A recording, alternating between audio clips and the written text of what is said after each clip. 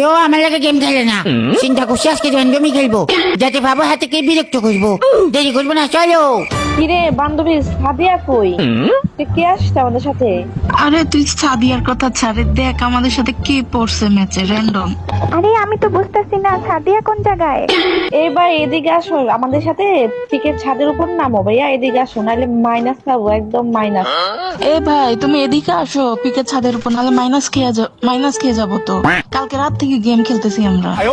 ভাই তোর কি কথা কানে যায় না? এই লোক অনেক কানা বুঝছো, কথা শুনে না। এ ভাই, হ্যালো, ওমা দিলদারের মতো কথা কই, এটা আবার কে রে?